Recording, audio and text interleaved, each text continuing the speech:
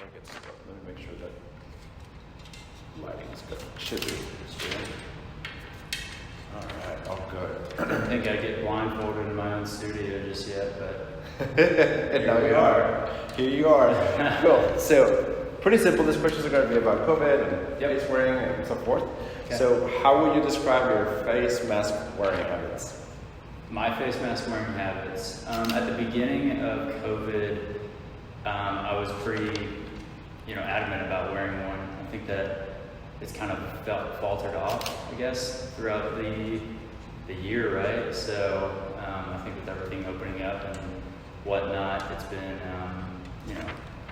kind of looser and whatnot. But I still respect any business or anything like that I walk into and, they require me to wear a mask. I'll definitely wear a mask with them. So, yeah. So face masks can be uncomfortable. What would you compare that uncomfort to? Uncomfortable as in a face mask to something else. Mm-hmm. I don't know. I think of it kind of like as a wedgie, if you will. It's still on you, but you can take it off, I guess, whenever you want. So it's not too uncomfortable, but I guess it just kind of depends on the setting and what you're doing. I definitely have never worn one while doing any physical activity, so I'm sure that would, have a huge effect on the uncomfortability. But I would say I compare it to a wedgie. Interesting. That's a good one. Yeah. All right, so the next one is, who do you think benefits the most from the use of face masks? I think that it just kind of depends on who wants to benefit the most from it. I would think that a lot of the media and the government would benefit from it. I feel as if there's just been so much misinformation and so much information in general about how it helps someone and how it doesn't help someone, and there's so many opposite ends of the spectrum that you can look at. It's kind of hard to find the truth of who really benefits from it. So my belief with these masks is that they were kind of intended in order at the beginning to help with everything, and then later on towards this time of the year, they're more towards to suppress some things or to lay blame on some people or give some sort of, I guess, action of division that's kind of gone on through the entire country and I guess the world really through that. So I think that nowadays, or I guess now in time, it's more for the government, the politics, or the media to kind of have that control over, somebody. So if wearing an uncomfortable face mask would ensure one less person from dying, would you continue to do it?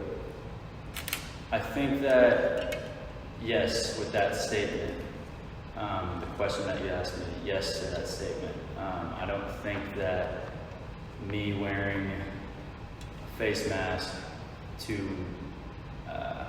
keep one person from dying is actually logical, though. I think that it would have to take a full cooperation from the entire population in order for that to happen, and then maybe not even then. So, but yes to your question that you answered, or that you asked, I guess. So would you feel any different if that individual who was to be saved was a family member or a close friend? I think I would, but at the same time, I think that I would have to stand what I've said before and whatnot about, is that, because that's the perfect answer, the perfect question that we want to have answered, and then it's actually figuring out the truth behind if that is reasonable or logical. So I think I'd have to stand with my position, whether or not it was that of a family member or somebody that I've never met before. What has helped the economy more, the use of face mask or the strategic infusion of cash to eligible individuals within the economic system? Okay, so you asked what's helped the economy more? Yeah, so face mask or the stimulus checks, in other words. Ooh, I don't think either one's helped. The stimulus checks have put us in a giant debt that we probably won't get out of for an extremely long time, if that ever.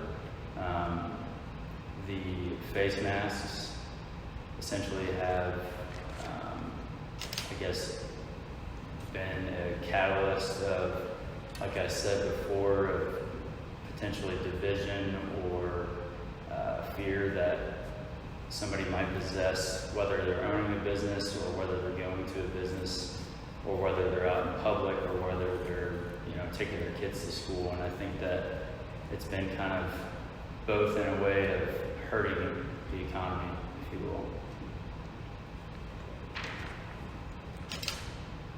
Do you believe that monetary aid has been sufficient to help most families since the pandemic started? Monetary aid to be efficient for most families? No, I don't think so, but I don't think that giving somebody a few $1,000s for any type of situation, whether it's starting a new business or helping them out with some groceries or anything like that, is the way to handle it. I think that you have to provide a family an opportunity to make a living, for them to provide for themselves. And I think that once you start receiving handouts or start giving away things, then on either side of the spectrum, whether you're the one receiving, you are now put into a certain headspace that you are now figuring out how to receive more of that, with essentially not being able to do anything in order for you to make your own decisions about how you make a living or provide for your family. And then if you're the one receiving or handing out the handouts, then you might be inclined to think that you have power over somebody just because you gave them something. So who do you think has benefited the most from the infusion of cash? Benefited the most from the infusion of cash?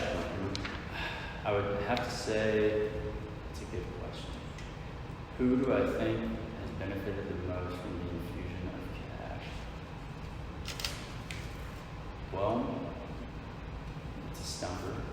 I think that really it's just I don't know, that's a really good question. I would have to say somebody that might not be, involved with American politics per se, or American lifestyle or anything like that. I would say like maybe other countries or something like that, essentially to provide them an opportunity to gain a leg up on the economic, success that we've had for so long, and maybe able to penetrate that success in some way or form, whether or not it's intentional for them to do that. So, Cool. And last question: What would benefit the regular individual the most? A recovering economy or a stimulus check? what would benefit say that again, sorry? What would benefit the regular individual the most? A recovering economy or a stimulus check?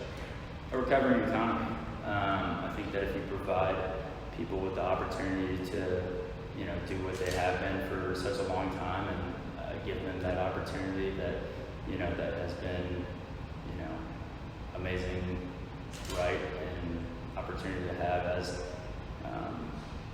an American citizen or whichever citizen of their country or whatnot, gives them that ability to, strengthen that economy. And I think that with forces is better than, just individuals, I would say. So, yeah. That's it. Cool. Awesome. I'm on. No smile.